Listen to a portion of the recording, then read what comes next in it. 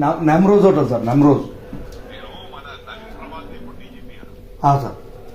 నవీన్ ప్రభాత్ గారికి చెప్తా, నేను చెప్పి ఏ హోటల్ ద్వారా నాకు మొత్తం మెసేజ్ మీరు పెడతాను సార్.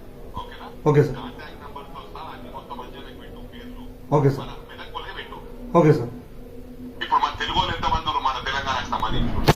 మన తెలంగాణకు సంబంధించిన 80 మంది ఉంటారు సార్. 80 మంది ఉన్నారా మీరు? 80 మంది సార్. 80 మంది ఎక్కడ ఉన్నారు మీరు? నెమ్రోజ్ హోటల్ శ్రీనగర్ సార్. పహల్గావ్ లో లేరు కదా?